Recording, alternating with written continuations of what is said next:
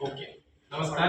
मी doctor Harish Naik, consultant neurosurgeon medical हॉस्पिटलमध्ये काम करतोय. आमच्याकडे सीनियर एक 70 इयर ओल्ड एक लेडी आले होते. त्यांना स्पाईनमध्ये क्रिटिकल फ्रॅक्चर झालं होतं. त्याच्यामुळे त्यांना सिव्हिअर पेनमध्ये होते आणि त्यांना मल्टिपल प्रॉब्लेम्स होते. थायरॉइडची प्रॉब्लेम होतं, पार्किन्सोनिझमची प्रॉब्लेम होतं, हार्टची प्रॉब्लेम आणि hypertension.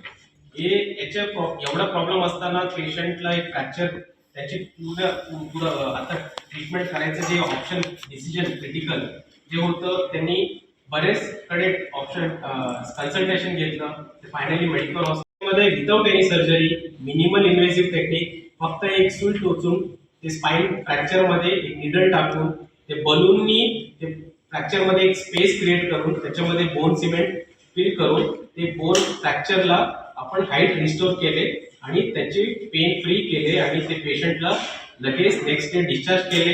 Patient walking next day discharge करून त्यांची इमिडिएट पेन रिलीफ झालं. आणि असं क्रिटिकल जे असं प्रॉब्लेम्स असताना पण आपले मेडिकलमध्ये एवढं सुविधा आहे की पेशंटला काही प्रॉब्लेम न येता चांगलं रिलीफ दिलंय. मेडिकल हॉस्पिटलमध्ये आपले जे हॉस्पिटल ओटी जे आहे सगळे लेटेस्ट मशीन्स आहेत. काही किती पण क्रिटिकल पेशंट असू द्या, इवन आता रोबोटिक सेटअप पण आपल्याकडे आलेला आहे. तर याच्यामध्ये ॲडव्हान्स्ड ब्रेन सर्जरीज पण आपण करतोय, ॲडव्हान्स स्पाईन सर्जरीज, बाकी जे जेवढं ऑर्थोपेडिक सर्जरीज आहे, स्पाईन सर्जरीज आहे, सगळे आमच्याकडे ॲडव्हान्स मशीन्समध्ये होतात. सो आणि याच्यामध्ये बेसिकली ॲडव्हान्टेजेस असं आहे की पेशंटला कॉस्ट कमी असून, हॉस्पिटल स्टे कमी असून, त्यांची नॉर्मल जे ॲक्टिव्हिटी रेग्युलर लाईफ आहे ते सगळे लवकरात लवकर ते चालू करू शकतात. एवढं आपल्या हॉस्पिटलमध्ये सुविधा आहे. धन्यवाद.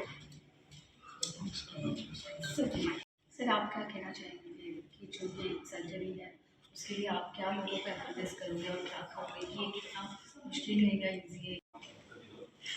Head of medical services. तर जसं सरांनी सांगितलं आणि डॉक्टर हरीश सरांनी सांगितलं, इथे खूप अत्याधुनिक उपचार होतात.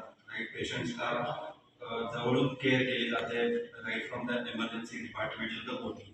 राईट, आणि त्याच्यानंतरची पण जी ICUची जी केअर असते ते आम्ही पर्सनली पेशंट्सला भेटून, कारण तुम्ही बघा हा आजार वयोवृद्ध लोकांना जास्त करून होतो. राईट, त्यांच्यामुळे त्यांचे रिलेटिव्ह फॅमिली मेंबर्स खूप म्हणजे पेननी जात असतात. तर आम्ही त्यांना फक्त ट्रीटमेंट नाही, इमोशनल सपोर्ट पण आम्ही त्यांना देतो.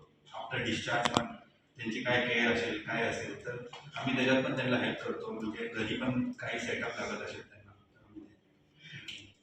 मग गरीब पेशंटसाठी काय तिथं आहे का, सुविधा देता का? गरीब पेशंटसाठी जसं डॉक्टर हरीश नाईक सरांनी सांगितलं की फायनान्शियल पण आम्ही त्यांना हेल्प करतो. म्हणजे जर त्यांची तेवढी म्हणजे बिल भरण्याची वगैरे तेवढी तयारी नसेल तर आम्ही त्याच्यासाठी पण हेल्प करतो. त्यांच्यासाठी एक पॅकेज आम्ही बनवतो जेणेकरून ते त्यांना उपलब्ध होईल. आणि त्याच्याहून जर कमी फायनान्शियली पेशंट लो असतील तर त्यांच्यासाठी पण आमच्याकडे दुसरे प्लान्स आहेत किंवा आम्ही त्यांना मग त्या सेंटरला तशा सेंटरला आम्ही पाठवतो. म्हणजे आम्ही आमच्या पेशंट्सला आमचं म्हणून ट्रीट करतो जरीही त्यांच्याकडे ते फायनान्शियली रेडी नसते. सर शेवटचा प्रश्न असेल की हे जे ऑपरेशन सर्जरी आहे ती किती वेळाची आणि पेशंटला किती दिवसात ती रिलीफ मिळेल आणि याला भीतीदायक काय आहे का? हे जे आपण ऑपरेशन जे केले ते प्रोसिजरचे ड्युरेशन होतं लेस दॅन 30 मिनिट्स. तर 30 मिनिट्समध्ये पेशंटला ओटी मध्ये घेतलं आणि बाहेर आणून नंतर ॲक्च्युली मी संध्याकाळीच डिस्चार्ज करणार होते, पण त्यांचे एक इन्शुरन्सचे एक रूल असतात की 24 तास ठेवावं लागतात म्हणून त्याच्यासाठी त्यांना नेक्स्ट डे मॉर्निंग डिस्चार्ज केले.